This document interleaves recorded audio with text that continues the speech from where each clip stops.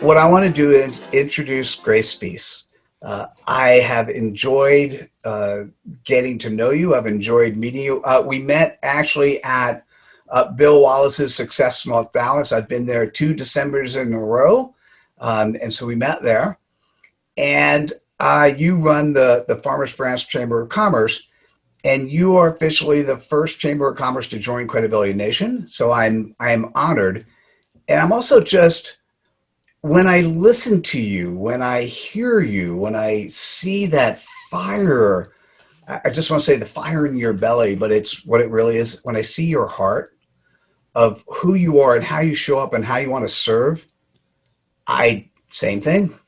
I think likability. I think, holy cow, this is somebody I want to get to know, somebody I want to interact with. So let me not interact with you. Let me get out of the way and let you. Oh, I'm not supposed to interview you, am I? Did I forget?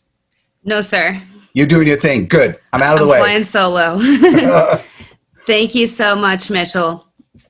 So today's conversation is on honor, the lost virtue. And when I started really thinking about likability, it's one of those things you can't necessarily pursue likability. So I really looked at and tried to, kind of like you were having a conversation with Ramon, what makes you likable? And I think, for me, and what I think makes most people likable to me is their character and the core values with which they live at a high level.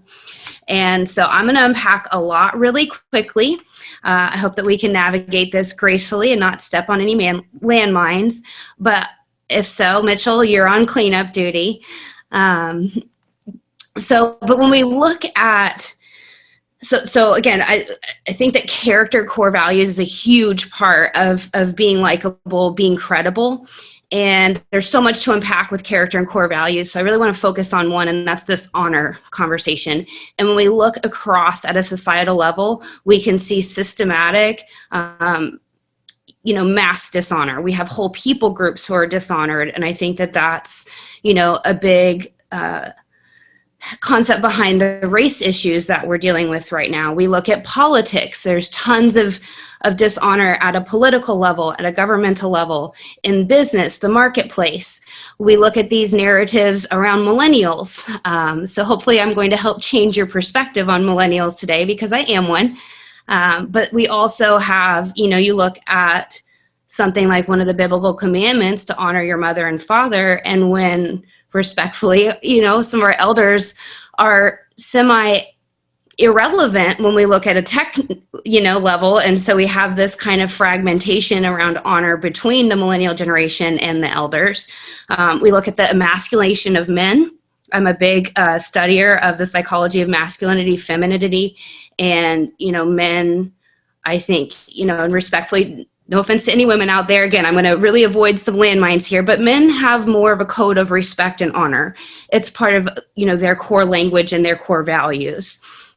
And women, we can tend to be, step on those landmines in terms of emasculating men and disrespecting. So that's somewhere that at a visceral level, I personally, hold other women accountable to making sure that we speak honorably about men. And I think, Mr. Bill Mitchell can probably testify. I'm still someone who says, yes, sir, no, sir. People all the time tell me, hey, don't do that. When I look, I think when I hear that, I look for my dad, and it has absolutely nothing to do with age. It has everything to do with respect and honor. So yesterday in our opening when we were looking at what are the most credible professions, one of them that I was already kind of preparing to speak a little about is firefighters. I think we look at firefighters as credible, and we look at firefighters as honorable. So why is that? And I think that's because they are kind of heroes of society. When they go into a burning building to save someone, they save grandmas, they save babies, they save cats from trees and ducks from storm wells. And they don't evaluate what color someone's skin is, what gender they are, what their political party is, whether they like their last Instagram post, as to whether or not they're going to pull them out of that burning building. And I think if we use that as a metaphor, right now our country is kind of this whole burning building. And we have to, I love the caliber of people who are in this summit. We have to be the people who are the firefighters, who are not engaging in the burning building, who are not living in the fight or flight, dishonor place, but we are the firefighters who are going in, and we are going to esteem people with honor, and we are going to help save them and pull them to safety. And right, so kind of stepping into that place of unity and being, more mature. So I found this quote as I was preparing for this that I just absolutely love, and I'll post it in the chat later because it's a little bit long, but it's so good. So this is from a man named Bill Johnson. He says, honor is one of the expressions of excellence, which is a manifestation of wisdom. In honor, you value who a person is without stumbling over who they are not. You treasure, it's finding the treasure in the individual and celebrating it. So I think there's kind of a lot of quotes and memes out there, right? Be kind, because everyone you meet is fighting a hard battle. It's about, sometimes my mom would say to me, especially when I was a teenager, I love you, but I don't really like you right now. Honor stands in that same place of it's a manifestation of love, that we can hold people in esteem and honor them and love them, even if we don't always agree with what they say, what they believe, or what they do. So I want to talk about the enemy of honor. I mulled over a lot of different variables here and really trying to evaluate what is the enemy of honor. Where do we most often stumble when we're not honoring somebody? And I feel like the inherent and the largest glaring enemy of honor is pride. Pride says, I know better. Pride says, I am better. Pride comes from a place of superiority. And some other things, that I think are in that category, but still ultimately get kind of tied to pride, is unforgiveness. It's points of pain within ourselves that we, again, end up on that soapbox of my way is the best way, my way is the smartest way, I am right, you are not. And, a lot of that is surrounded around fear, again, places of unforgiveness, bitterness. But I really just feel like pride. When we cannot esteem people and honor, we're usually in a place of pride that we are right and we are better than. The friends of honor is humility. That's the number one friend of honor. Honor esteems people more highly than yourself. And that doesn't mean, right, again, there's a really great quote around humility. Humility is not thinking less of yourself. It's just thinking of yourself less. And so being able to step back and stay in a place of humility and understand that you can learn something from anyone, and that everyone, as it's written in our Constitution, is inherently worthy of dignity and honor and love and respect and kindness. Another friend of honor is empathy. If somebody is in a place that they are hurting, and again, I think a lot of the people who end up in the dishonor realm, they're hurting people. And so having empathy, that we don't know their framework for life, we don't know, the core values and beliefs, but being able to say, hey, I'm willing to step in your shoes and try to see this from your point of view. Again, that requires a level of humility, and that takes you out of the place of pride, that your filter and your frame and your experience of life is the only correct one. The third friend of honor, which I think is huge, I didn't put these actually in any particular order. I do think humility, all of these I think are huge, the friends of honor, but maturity. Honor really requires and calls forth a level of maturity in an individual that, again, supersedes the I'm right, that I know best. And I, again, study a lot of masculinity, femininity, relationship material. Dr. Emerson Eggerichs has a course called Love and Respect. And he talks about this crazy cycle that particularly married couples will get on, that the man feels disrespectful, so he withdraws love. And the woman feels unloved, and so she tends to disrespect. And they get in what he calls this crazy cycle. And he says, who steps off the crazy cycle? The more mature one. So you have to be the more mature person and step out of the crazy cycle, step out of dishonoring people, step out of the, and again, I'm going to avoid landmines here, but I think it's just so relevant when we look especially at politics right now. For me, I lose a level of respect when any politician steps into name calling, insulting, being disrespectful and dishonorable. And as I run a chamber of commerce, I do interact with a lot of local politicians. And I have gotten some flack at times when I'm interviewing someone who may be from the opposite team than someone who's watching. And I have chosen that, yes, as a person, I have my own political opinions and values, but as a chamber, I'm called to be nonpartisan. And I do operate out of a biblical worldview. And so I believe as a Christian, I am called to be loving, kind, friendly, respectful, and honoring to all those who are in a position of authority and leadership. So therefore, if anybody from any party comes on our podcast, I am going to treat them with the inherent worth and dignity as it's written in our Constitution, as it's written in the Bible, and I'm going to esteem people with honor. And I'm going to be kind and loving and friendly, regardless of whether or not I believe and agree with everything on their platform. Because first and foremost, they're human. Before they're a politician, before they're whatever their title is as an executive or a business owner, they're a person. So, and I think, when I frame this in terms of the marketplace, again, I want to use this kind of cautiously. So hear what I'm saying, but don't hear what I'm not saying. Competition at times is getting very dishonoring. And for me personally, I have chosen, instead of being competitive, I'm just going to be a leader, and really changing that verbiage, because I grew up as a hardcore salesperson. And, when we were learning our step-by-step sales pitch, you do a price comparison. And oftentimes when we compare against other people, other businesses, we can start to get to, well, here's why that's not good. And we can it's a very fine line when we step into that place of comparison and then we start stepping in dishonor. And again, I think back to this quote, it's finding the treasure in the individual and celebrating it. It's finding the treasure in our quote unquote competition and treasuring it. Just as it's written in Proverbs, iron sharpens iron.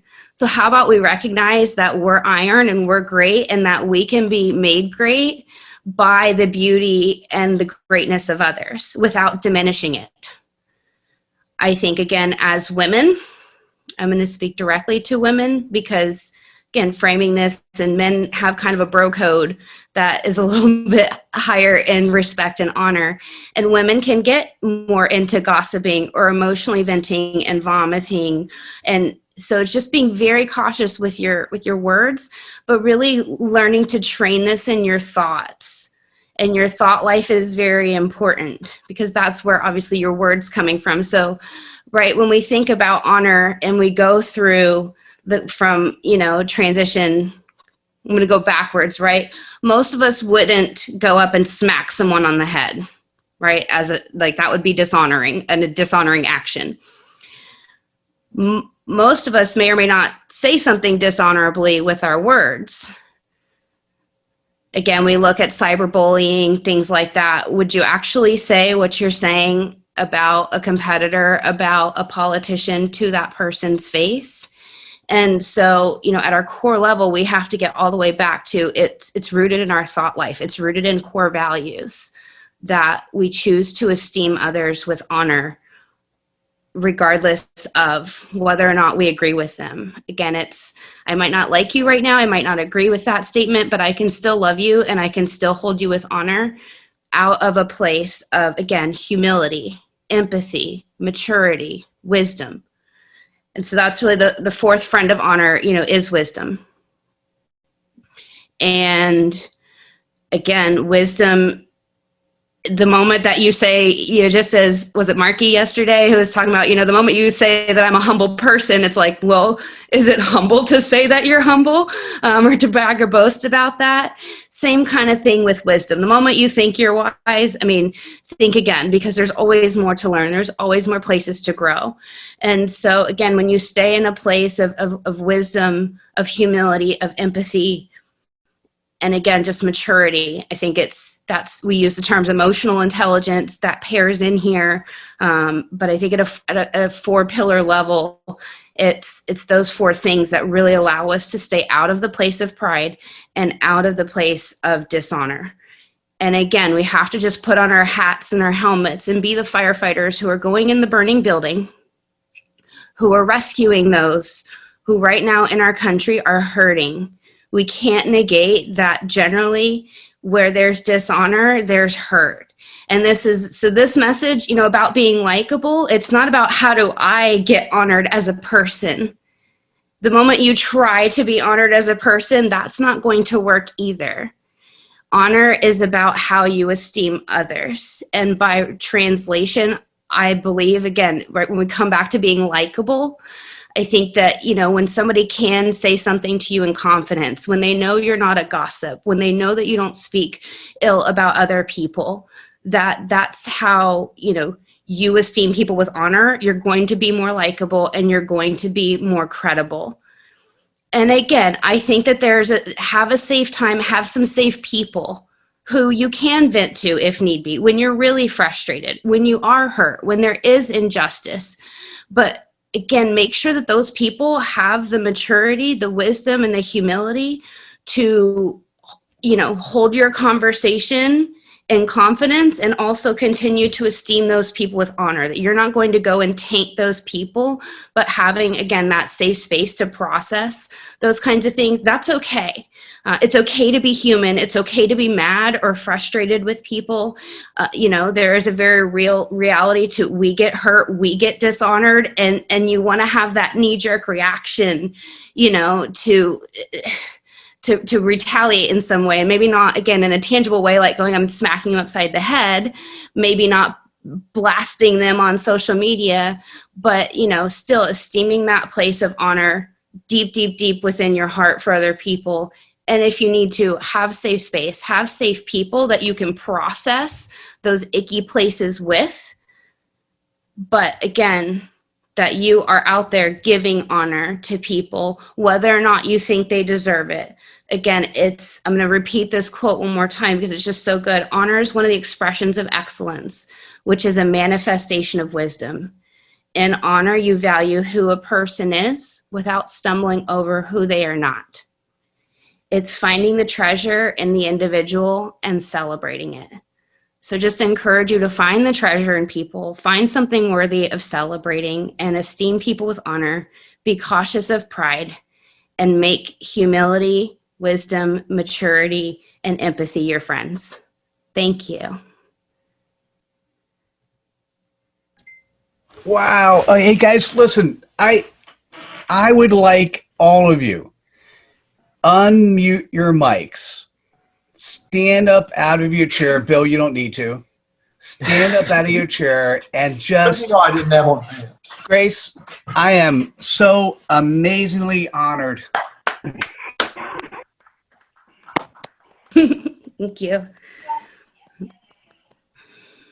Wow. Thank you so much. This is Kathy. I just want to say thank you, and I agree wholeheartedly. That was amazing. Great job. Yes, awesome. Yeah, great. Awesome job, Grace. I have to say, it was very inspiring, and almost makes me want to see if I can go rob a bank to get $97 to get the recording. Grace, I am so proud of you. I've watched you grow, and today you amazed me. You brought tears to my eyes. You are on your way to making a huge difference in this world. And I love you, my friend. And I'm honored to call you friend. Thank you, Mr. Bill. Mr. Bill. Yeah, it was really beautiful. You took it, you rocked it, you felt it, we felt it. That's really, and this is you bringing bringing that wisdom, a lot of wisdom in somebody who has so many more years to help change the world. And I know Bill and I will be here to support you, and many other people will as well. And you always have a home here at Credibility Nation, and I just need your message. That was just spectacular.